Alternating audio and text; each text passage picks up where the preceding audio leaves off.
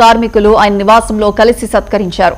కార్మికుల సమస్యలపై అధికారులతో జరిగిన చర్చలు సానుకూలంగా సాగాయని, సమస్యల పరిష్కారానికి చర్యలు తీసుకుంటామని అధికారులు హామీ ఇచ్చినట్లు హమాలి శ్రీను తెలిపారు.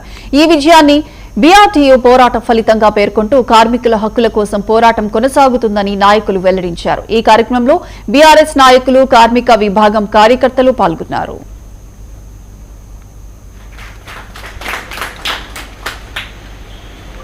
సివిల్ సప్లై అమాలి వర్కర్స్ యూనియన్ బీఆర్ఎస్ పార్టీ అనుబంధ సంస్థ అయిన బీఆర్టీ ఆధ్వర్యంలో సివిల్ సప్లై అమాలి కార్మికుల సమస్యలపై గత 6 నెలలుగా సివిల్ సప్లై కార్పొరేషన్ గారికి అలాగే సంబంధిత అధికారులకు మన సమస్యలను వాళ్ళకు లెటర్ పూర్వకంగా అందించడం జరిగింది.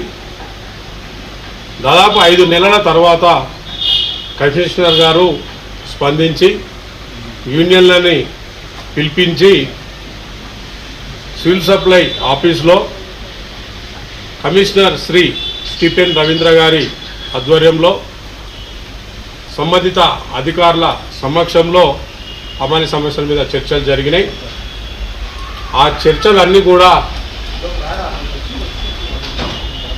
సంపూర్ణంగా కమిషనర్ గారు అర్థం చేసుకొని అన్ని సమస్యలపై కూడా సానుకూలంగా స్పందించి మా యొక్క డిమాండ్లు ఒప్పుకున్నందుకు మా యొక్క సమస్యలని తీర్చుతా అని చెప్పేసి ప్రామిస్ చేసినందుకు సివిల్ సప్లై అమాలి కార్మికుల పక్షాన శ్రీ స్టీఫెన్ రవీంద్ర గారికి మేము కృతజ్ఞతలు తెలియజేస్తూ ఉన్నాం.